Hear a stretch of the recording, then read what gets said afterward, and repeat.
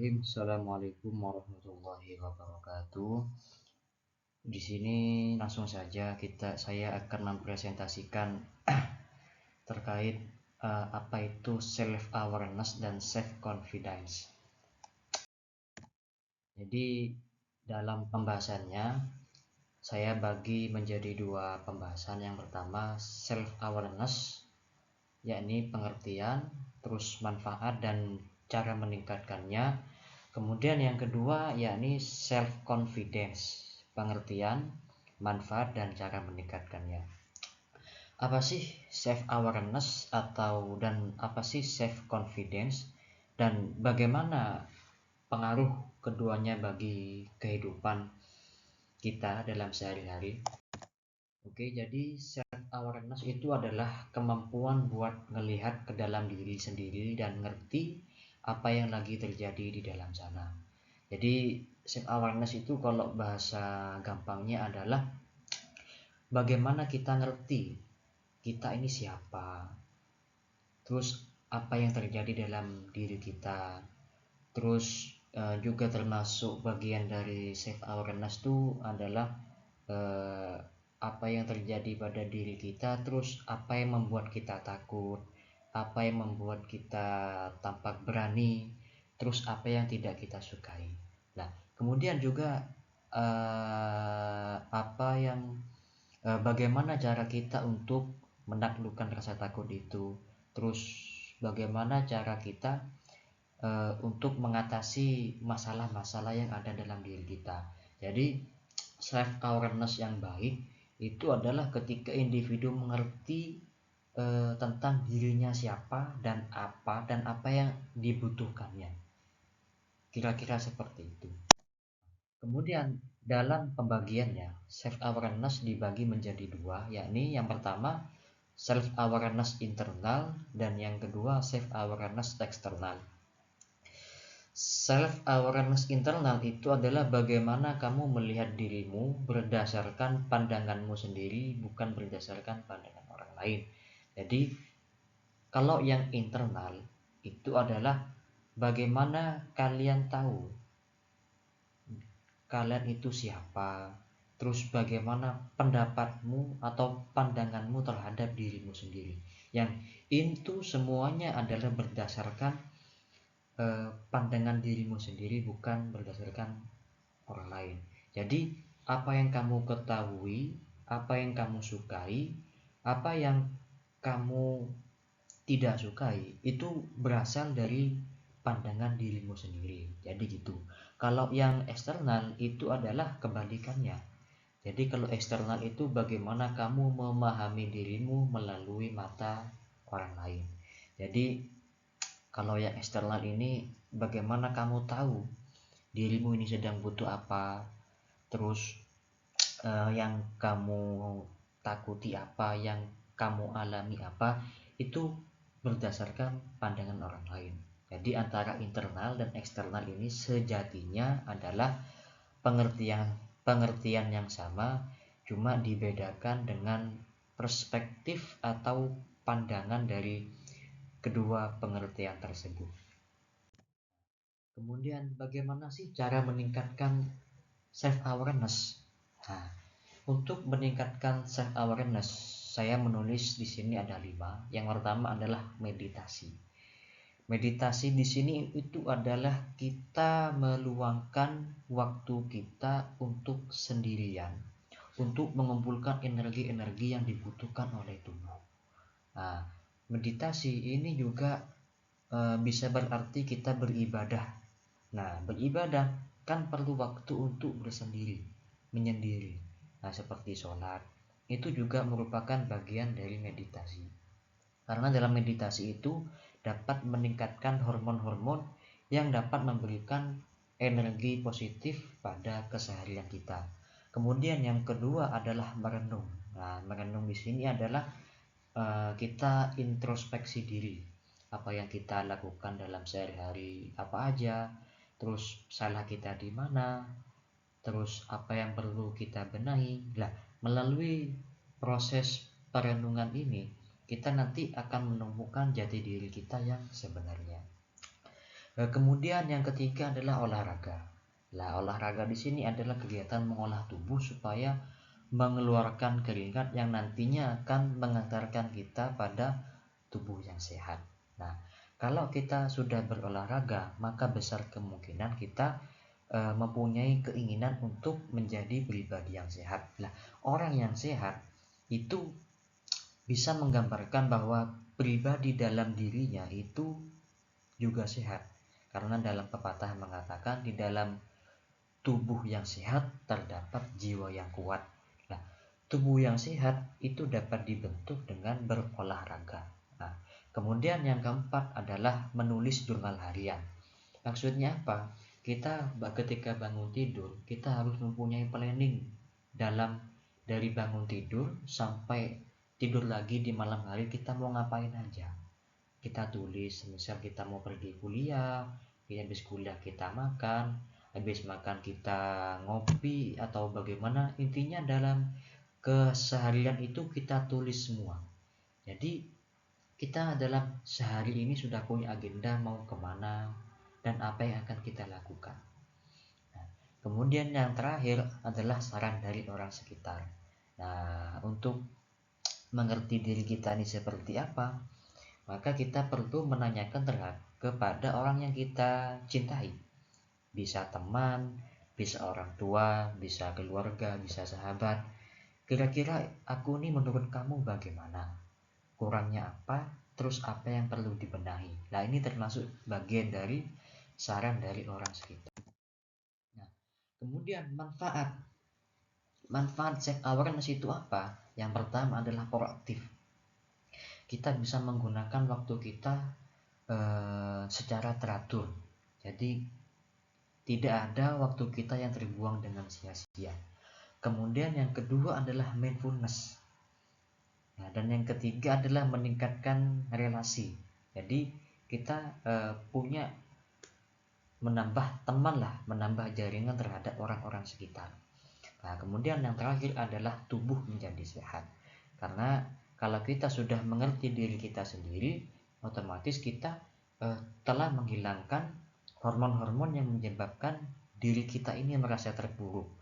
Kalau kita sudah menghilangkan hormon-hormon yang membuat diri kita merasa tidak percaya diri, maka kita sudah selangkah lebih maju menuju tubuh yang sehat. Kemudian pembahasan yang kedua adalah self-confident. Apa sih self-confident itu? Nah, self-confident adalah kemampuan seseorang untuk berpikir positif dan percaya bahwa kemampuan yang dimiliki mempunyai kualitas dan bisa bermanfaat bagi diri sendiri, orang lain, dan lingkungan. Jadi secara bahasa kasarnya, self-confidence itu adalah percaya diri. Jadi dengan percaya diri kita bisa ngerti kemampuan kita apa, terus kita bisa bermanfaat bagi orang lain. Karena dengan kepercayaan diri tadi itu kita bisa membangun kekuatan dalam diri kita untuk bisa berinteraksi dan bermanfaat bagi orang lain dan lingkungannya. Kemudian ciri-ciri orang yang percaya diri. Nah, di sini ada 3. Yang pertama adalah selalu berpikir positif. Orang yang percaya diri itu akan terhindar dari yang namanya overthinking dan negative thinking. Dalam kesehariannya, dia akan selalu menemukan atau selalu berusaha berpikir positif terhadap apa yang ia alami. Ketika ditimpa musibah, ia tidak langsung berpikiran negatif atau overthinking, melainkan berpikir positif bahwa di setiap musibah itu pasti ada hikmahnya. Ini salah satu contoh dari berpikir positif. Kemudian yang kedua adalah berkualitas dan bermanfaat bagi sekitar. Orang yang memiliki percaya diri, dia memiliki pribadi yang berkualitas dan bermanfaat bagi sekitar. Artinya dia itu bisa mengerahkan apa yang ia miliki, apa yang ia punya, dan menggunakannya untuk sekedar membantu atau membuat manfaat, menolong orang semisal. Jadi percaya diri di sini juga membantu diri kita untuk bermanfaat bagi orang lain. Nah, kemudian yang ketiga adalah merdeka.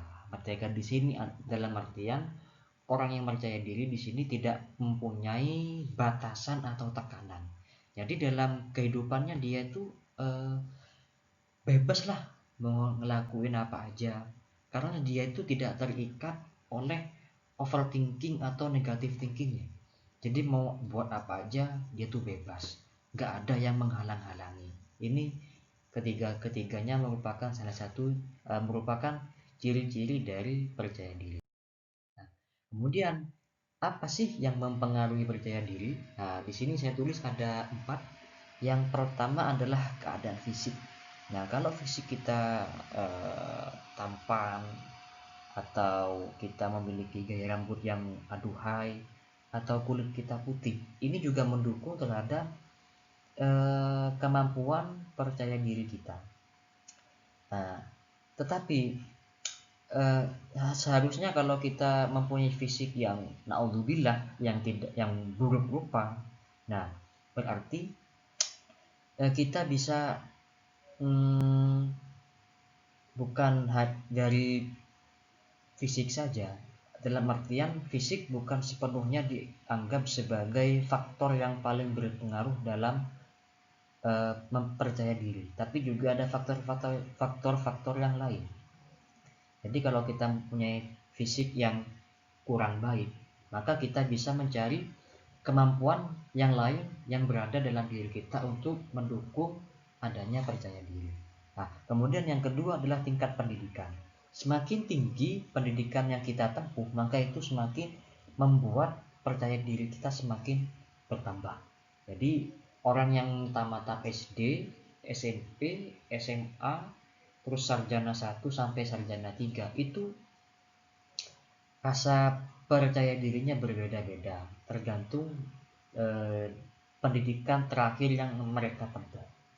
Nah, kemudian yang ketiga adalah hubungan keluarga. Nah, kalau dalam hubungan keluarga ini seperti dukungan dari orang tua itu juga dapat membantu mempengaruhi percaya diri.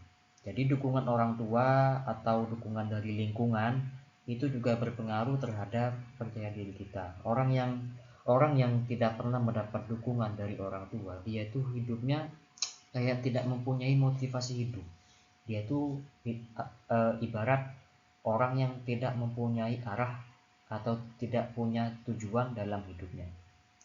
Maka pentingnya dukungan keluarga di sini untuk mendukung adanya percaya diri yang kuat. Nah, kemudian yang keempat adalah interaksi sosial. Nah, kalau kita sering berinteraksi, sering berkomunikasi dengan orang lain, ini juga mendukung terhadap bertumbuhnya percaya diri. Maka semakin sering kita berinteraksi, sering berkenalan dengan orang, sering ngomong, sering basa-basi, atau sering diskusi lah, sering rapat, sering debat, itu juga mampu mempengaruhi peningkatan percaya diri. Kemudian, nah ini, bagaimana cara kita meningkatkan percaya diri? Di sini saya tulis 3. Yang pertama adalah bergaul dengan orang yang memiliki rasa percaya diri. Jadi kalau kalian itu merupakan pribadi yang memiliki rasa percaya diri yang rendah, maka saran saya kalian harus bergaul dengan orang yang memiliki rasa percaya diri yang tinggi. Karena apa? Kalau kita bergaul dengan mereka, otomatis rasa percaya diri kita yang rendah itu akan terbuang dan tergantikan dengan rasa percaya diri yang tinggi. Karena kita ketularan dengan orang yang memiliki rasa percaya diri yang tinggi. Kalau kita nggak pede, coba kita bergaul dengan orang-orang yang pedenya luar biasa, maka otomatis kita nanti akan keikutan pede. Kemudian yang kedua adalah buang rasa takutmu, karena rasa percaya diri itu adalah sumber ketakutan. Ya, salah satu penyebab dari rasa nggak percaya diri itu adalah kita overthinking atau negative thinking. Nah, sebenarnya apa yang kita pikirkan itu adalah kemungkinan-kemungkinan yang tidak pasti akan terjadi. Karena tidak pasti akan terjadi, coba kita buang. Kita buang overthinking itu, kita buang negative thinking itu. Maka kita lakukan. jangan kehendak kita dihalangi oleh overthinking atau negative thinking. Karena dua itu bisa menghambat terhadap perkembangan diri kalian. Maka buang rasa takutmu, dekati positive thinking. Nah, yang ketiga ini hampir sama. Jadi buang rasa takutmu, kemudian selalu berpikir positif. Bahwa di setiap segala sesuatu itu pasti ada hikmahnya. Tuhan tidak menghendaki takdir buruk, melainkan kita mendapatkan hikmahnya. Tuhan tidak menghukum kita, Tuhan tidak menyengajakan kita hidup miskin atau hidup yang tidak mewah, melainkan Tuhan pasti memberikan hikmah di balik semuanya. Itu salah satu contoh dari positive thinking. Kemudian manfaatnya, kalau kita sudah percaya diri, kita akhirnya bisa cepat beradaptasi dengan teman, dengan keadaan. Terus kita lebih optimis, kita punya target, kita ke depannya mau ngapain aja, tidak terhalang oleh hal-hal yang tidak. Kemudian hidup lebih terarah, kita ngerti dalam seminggu ini kita mau ngapain aja, target yang harus kita lakukan apa aja. Kemudian melatih kemampuan diri. Dengan percaya diri ini kita bisa melatih skill yang kita miliki. Jadi skill kita apa, misal skill public speaking atau skill masak atau skill bidang otomotif. Dengan rasa percaya diri itu kita bisa meningkatkan skill kita. Karena kalau orang tidak percaya diri itu adalah orang yang cenderung menutup diri. Orang yang menutup diri itu tidak bisa mengembangkan skill yang mereka punya. Nah, kemudian yang terakhir adalah mental yang kuat. Nah, mental yang kuat ini juga termasuk percaya diri, manfaat dari percaya diri. Jadi, orang yang percaya dirinya rendah, dia itu rentan dan kayak sedikit pasif, sedikit malu kalau dihadapi dengan orang banyak. Maka manfaat dari percaya diri itu adalah untuk menjadikan pribadi memiliki mental yang lebih kuat. Terima kasih, itulah presentasi dari saya. Kurang lebihnya mohon maaf. In wajadtum as-soliha fala taqul anni rabbakum wa in wajadtum al-khati'ah fahuwa minni. Wassalamualaikum warahmatullahi wabarakatuh.